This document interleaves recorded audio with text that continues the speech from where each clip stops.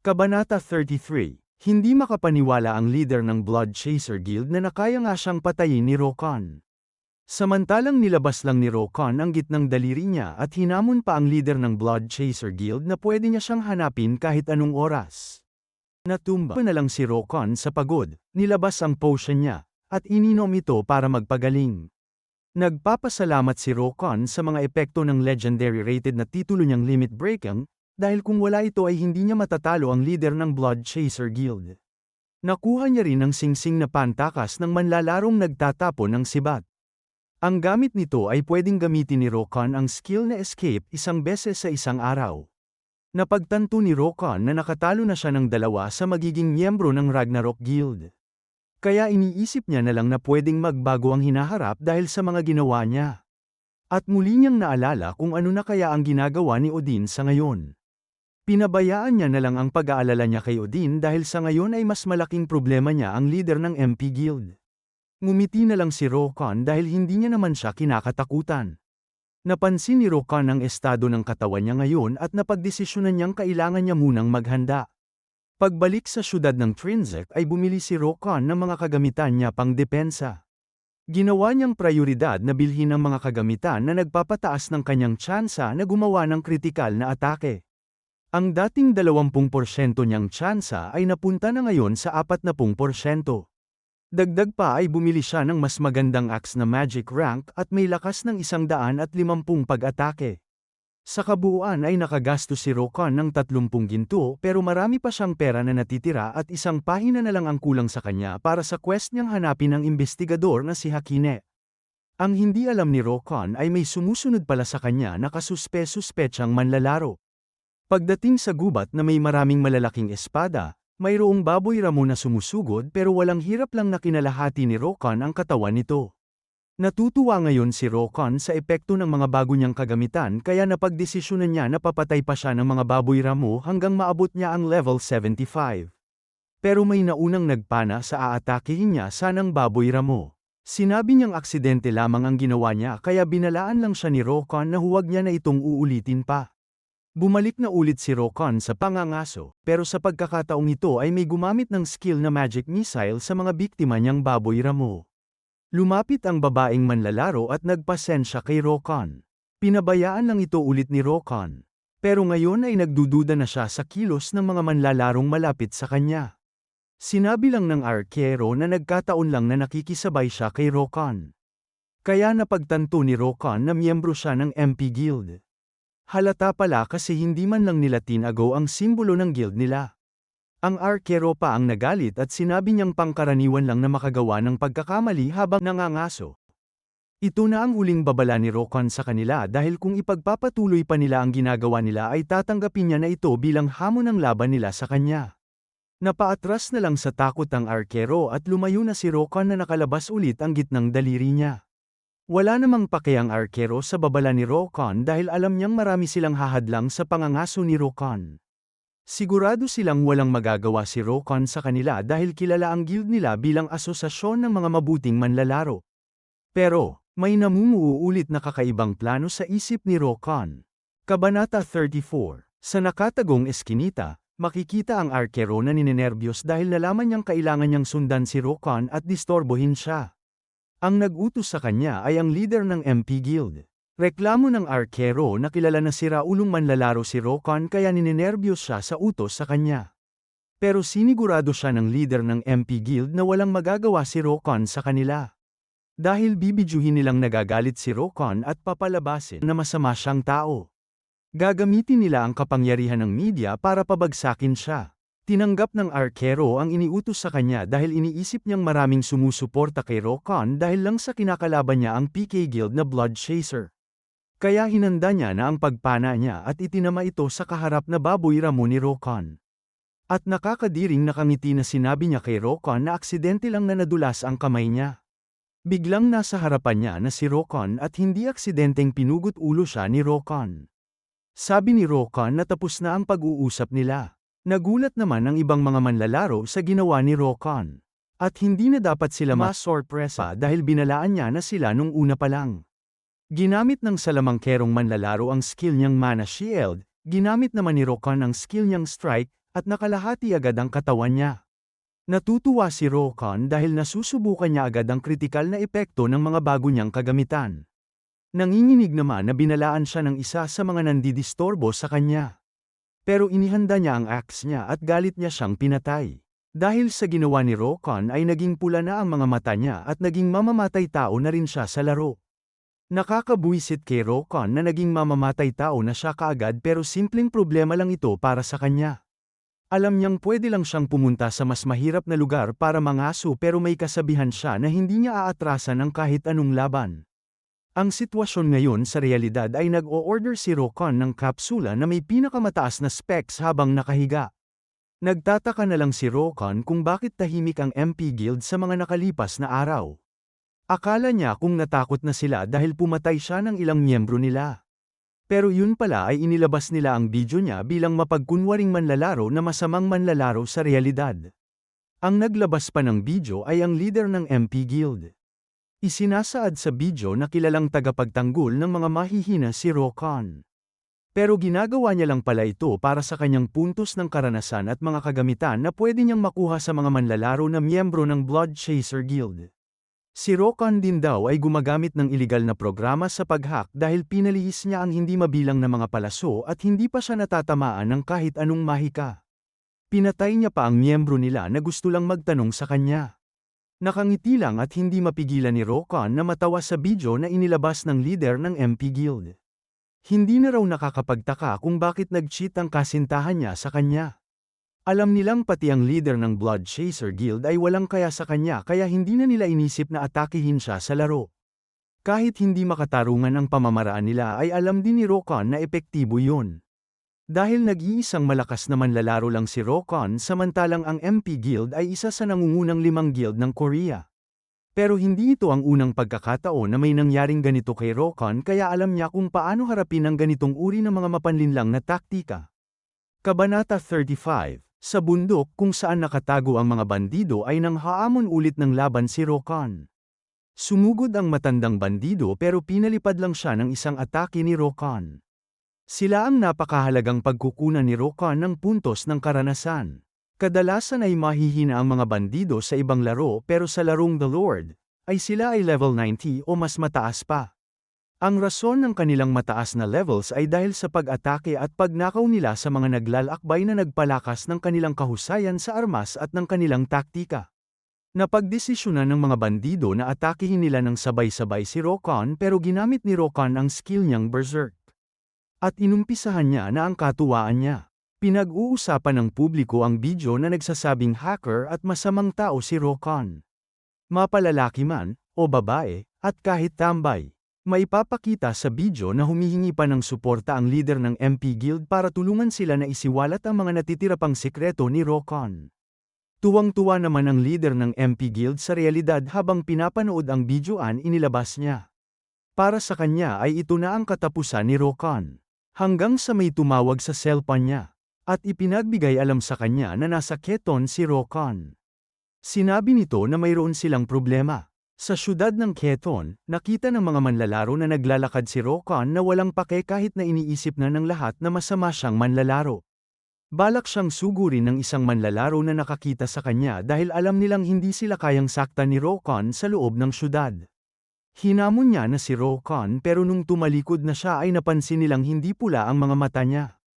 Kaya nagtataka ang naghamon na manlalaro dahil hindi dapat ganun kabilis na pababain ang bilang ng pagpatay ng manlalaro. Naiintindihan naman ni Rokon ang pagkasorpresa nila dahil ilang linggo pa dapat ang lilipas bago mawala ang pula sa kanyang mga mata. Pero ang hindi nila alam ay mas mabilis na mawawala ang bilang ng pagpatay ng manlalaro kapag pumatay siya ng mga halimaw na mayroon ding bilang ng pagpatay. Iyon ang rason kung bakit buong gabi na pumaslang si Rokon ng mga level 90 na bandido. At dahil dito ay napataas niya pa ang level niya. Nagtataka na lang ang manlalarong naghamon sa kanya at iniwan niya na sila. Nung may nagtawag naman na isa pang manlalaro kay Rokon. Nagpakilala siya bilang mamamahayag at nagtanong kung pwede niyang makuha ang panayam ni Rokon. Napangiti na lang si Rokon. Iyon pala ay plano na ito ni Rokon nung una pa. Pero gusto niyang mag-usap sila sa pampublikong lugar na mukhang ayaw na gawin ng mamamahayag. Nung aalis na sana si Rokan ay pinigilan niya siya kaya sa huli ay sa pampublikong lugar sila nag-usap.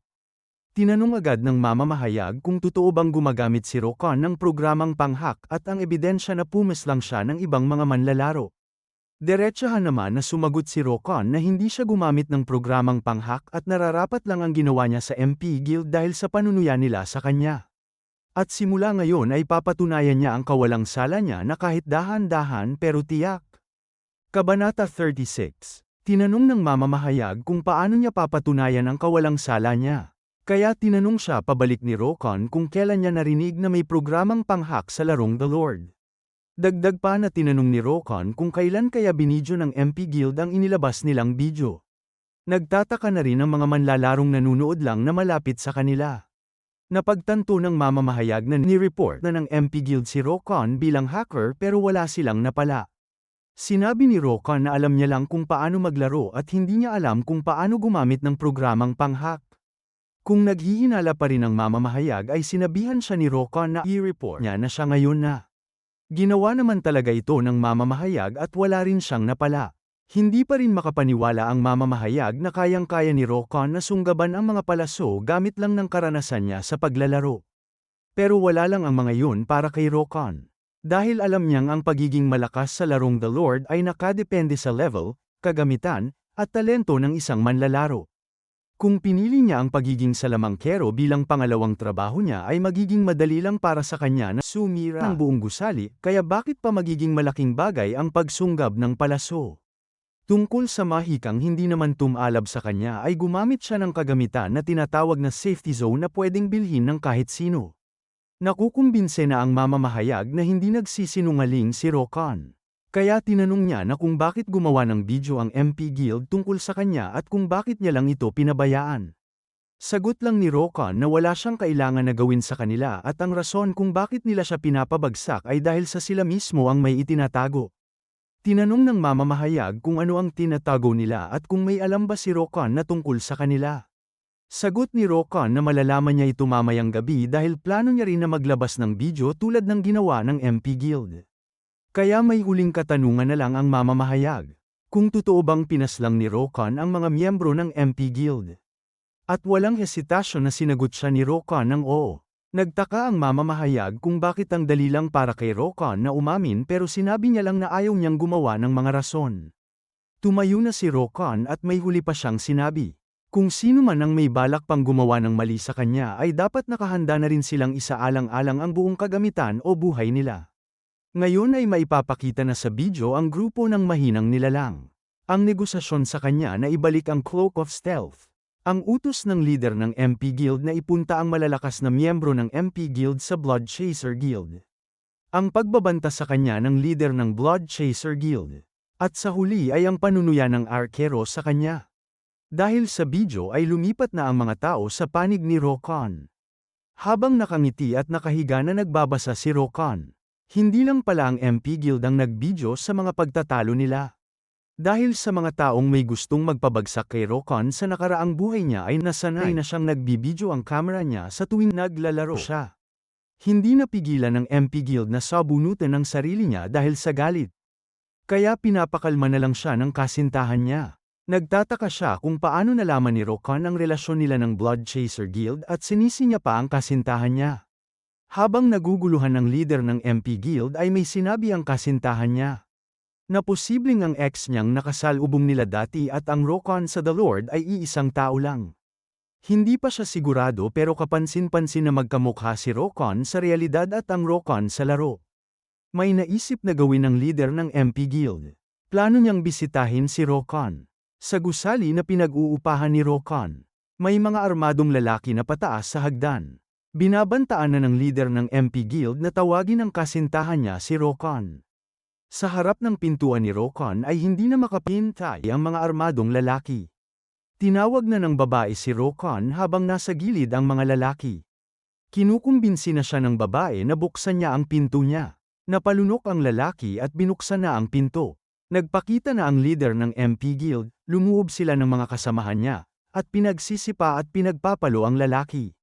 Pero pinigilan sila ng babae at nakita nilang hindi si Rokan ang pinag-isahan nila. Napatingin ang leader ng MP Guild. At tinanong sila ng lalaki kung magnanakaw ba sila. Ang hindi pala nila alam ay siya ang anak ng hepe ng pulisya sa rehiyon nila. Habang si Rokan ay nakahiga lang at lumipat na pala siya sa magarang gusali. Kabanata 37. Ilang araw lang ang nakalipas pagkatapos ilabas ni Rokan ang video niya ay nabuwag na ang MP Guild. Hindi na muli naglaro pa ang leader ng MP Guild at lahat ng mga miyembro ng guild ay dinuduro sila kaya napilitan silang lahat na umalis na lang sa guild. Samantalang naboboring na lang si Rokan dahil ganun niya lang kadali na napabagsak ang MP Guild. Sa istasyon ng mga pulis ay makikitang nakakulong ang leader ng MP Guild. Masayang pagtatapos na sana para kay Rokan pero dahil sa panayam na ginawa niya ay nagkaroon siya ng nakakainis na mga fans. Nagkaroon pa siya ng online fan site. Pero ang pinakamalaking nakuha niya ay ang libu-libong ginto na galing sa mga miyembro ng Blood Chaser Guild.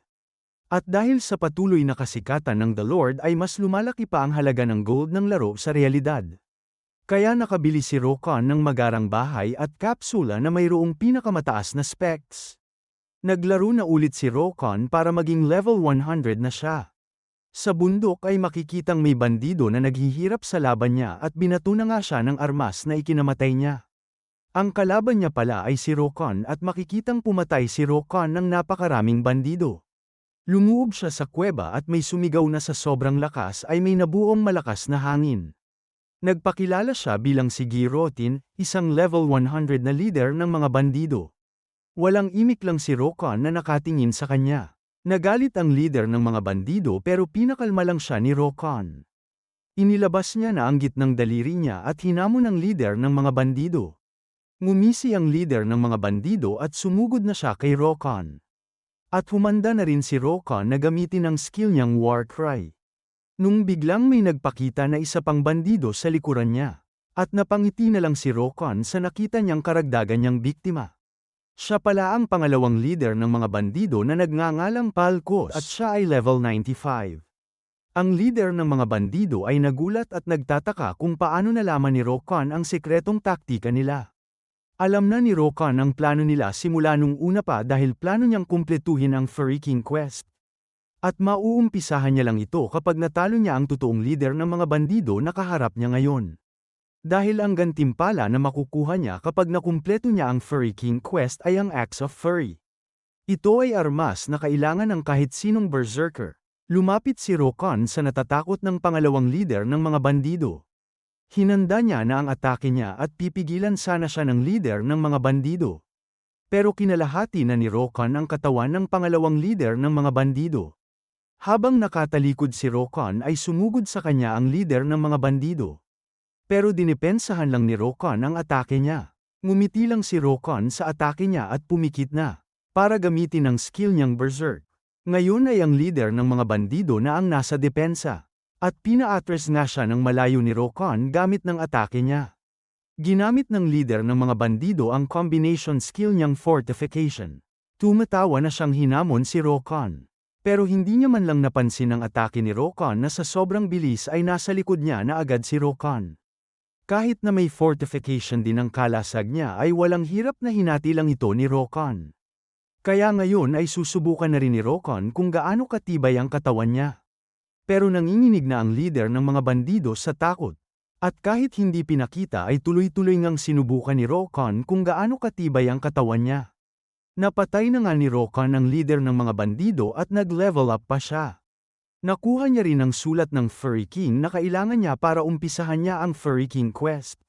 May hinahanap pang gamit si Rokan at nahanap niya nga ito. Ang huling pahina ng journal ng investigador na si Hakine. Naghalo na nga ang lahat ng pahina na nakolekta ni Rokan kaya nabuo na ang journal. Binasa agad ito ni Rokan at napagtanto niya nga kung saan na siya kailangan pumunta. Sa selyadong kuweba ng kamatayan. Kabanata 38. Sa kagubatan na may niebe ay makikitang nayayamot na si Rokan. Hinahanap niya pala ang selyadong kuweba ng kamatayan. Pagloob niya sa kuweba ay may nakita siyang kapansin-pansin na bagay. Napangiti na lang siya dahil ito pala ang kalansay ng investigador na si Hakine. Siya ang nagmamay-ari ng mga pahina ng journal na kinolekta ni Rokan. Napansin ni Rokan ang singsing ng kalansay at sinabi niyang hihiramin niya lang daw ito. Pagkatapos ay may kinapa si Rokan sa pader ng kuweba. Iyon pala ay butas na paglalagyan ng singsing na galing sa kalansay ni Hakine. Ang aksyon na yun ang nag-alis sa selyado kaya nagbukas na ang kuweba ng kamatayan. Alam ni Rokan na kapag pumunta siya sa lokasyon niya ngayon na kulang pa ang levels o ang mga pahina ng journal ay lalabas ang kaluluwa ni Hakine para pigilan siya. Kaya alam niyang bilang level 90 ay kayang-kaya niya na tapusin ang kuweba ng kamatayan. Pagtapak ni Rokan sa loob ng kuweba ay kapansin-pansin ang lakas ng hangin at ang napakaraming armas at armor na nakakalat sa paligid. May napansin si Rokan na nakapagpigil sa paglalakad niya. Lumabas ang mga sundalong kalansay na level 95. At ipinagbigay alam ng sistema kay Rokan na kailangan niyang pigilan ang mga sinaunang kalansay na tumawid sa mundo ng mga tao. May nagpana ng ang kalansay. Pero ginamit lang ni Rokan ang mga skill niyang dash at strike para sirain ito. May mabilis na atake agad na papalapit kay Rokan at lumundag siya para iwasan ito. Binato pala ng kalansay ang sibat niya. Napagtanto ni Rokan na halos magkaparehas lang ng lakas ang mga bandido sa bundok at ng mga kalansay na kaharap niya ngayon. Pero ang isang problema niya ay hindi takot mamatay ang mga kalansay kaya patuloy lang silang sumusugod kay Rokan. Pero hinigpitan lang ni Rokan ang pagkakahawak niya sa axe niya at lumundag sa itaas ng mga kalansay. Isa-isang pinagsasira ni Rokan ang mga kalansay. Isang indayog lang ng axe niya ay patay na agad ang isang kalansay. Pagkadapo niya sa sahig ay mabilis din niyang sinira ang mga kalansay na aatake na sa kanya. Mukhang wala nang ang kalansay na kailangan niya pang sirain. Sinabi ni Rokan na masyado silang madali dahil hindi niya na kinailangan na gamitin ang skill niyang berserk. Pero pangsabi ni Rokan ay may biglang malakas na pagyanig na nangyari sa buong kuweba. May kalansay na nagsalita at mukhang matagal na nga siyang naghihintay ng manggigising sa kanya. Madali lang nitong inalis isa-isa ang mga kadena niya.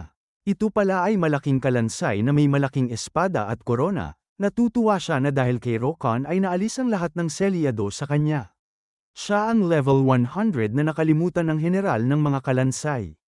At plano niyang gamitin si Rokan bilang panimula ng kanyang misyon na ipakita sa buong mundo ang kalakasan ng imperyo nila. Pinadyak ni Rokan ng malakas ang paa niya sa sahig at ginamit niya nga ang skill niyang leap attack para atakihin ang general ng mga kalansay. Nung malapit nang tumama ang atake ni Rokan ay tinawag lang siyang aroganteng mababang nilalang ng general. Ang layunin pala ng biglaang pag-atake ni Rokan ay para pigilan siyang magtawag ng maraming sundalo. Umatras na agad si Rokan pagkatapos ng unang atake niya.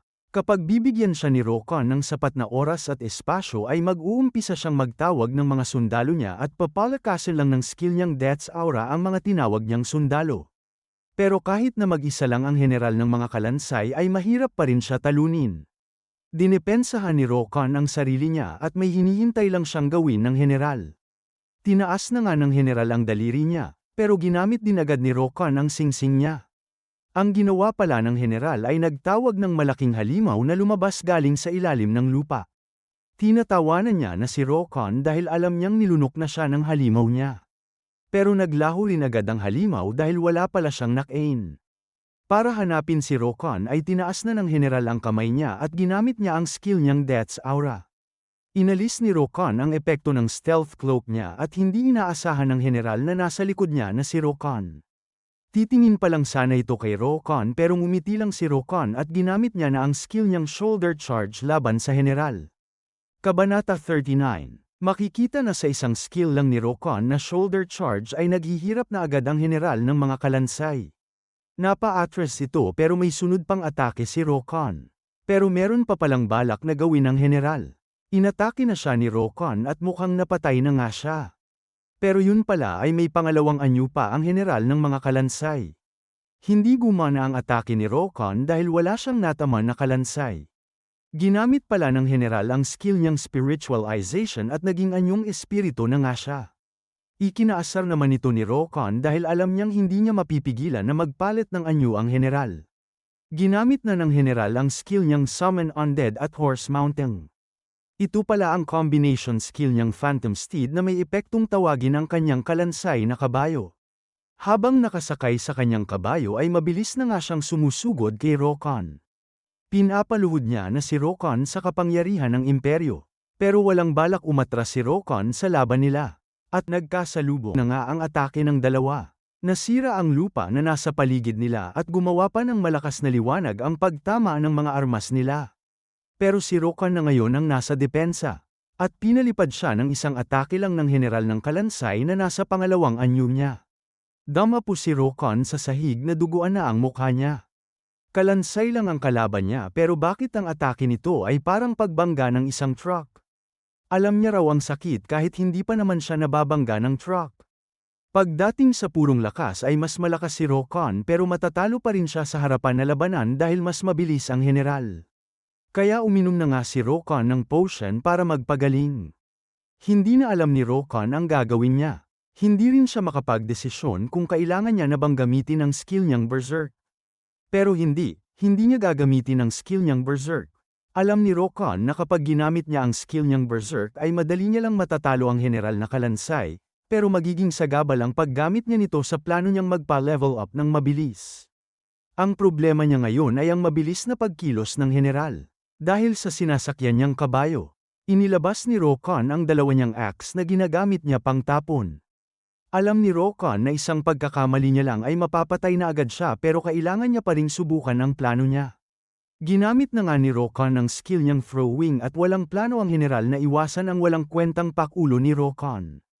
Walang hirap nga na dinepensahan ng general ang sarili niya. Pero ginamit ni Rokan ang skill niyang dash pero hindi ang general ang punterya niya. Nagulat na lang ang general sa plano ni Rokan. Tinuloy na ni Rokan ang plano niyang unahin ang kalansay na kabayo. Walang magawa ang general kundi umatras na lang. Napa-atras din si Rokan dahil sa atake niya. Puno ng galit ang general sa mababang nilalang na si Rokan. Pero hinanda lang ni Rokan ang sarili niya. At lumundag na nga siya sa general. Inihanda niya na ang atake niya kahit na inaamin niyang mababa lang siyang nilalang kumpara sa general. Sa atake ni Rokan na ito ay ginagamit niya pa ang dalawang kamay para itulak ang axe niya laban sa dumdepensang general. Umatras ang general pero patuloy pa rin si Rokan sa mga atake niya. Kahit natatalo na ang general ay bukang bibig niya pa rin ang muling pagkabuhay ng imperyo.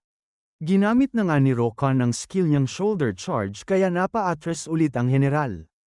Alam ni Rokan na hindi pa pwedeng gamitin ng general ang skill niyang spiritualization. Kaya sigurado na siya na tatama ang atake niyang ito. Nagkritikal ang atake ni Rokan at tuluyan na nga niyang napatay ang general ng mga kalansay. Dahil sa atake niyang ito ay maraming parte ng lupa na kinaroroonan nila ang nasira. Sa huling sandali ng general ay hindi pa rin siya makapaniwala na mapapatay siya ni Rokan. Tumaas ang level ni Rokan at may nagpakita na hiyas na nanggaling sa kalansay ng general. Iyon pala ang essence of death na ikinatutuwa ni Rokan na makuha. Yun din pala ang rason kung bakit ginamit ng investigador na si Hakine ang buhay niya para maselyado ang kuweba. Ang essence of death ay may kakayahang banggunin ang mga patay. Kung hindi ito pupulutin ni Rokan ay patuloy na lalabas ang mga kalansay.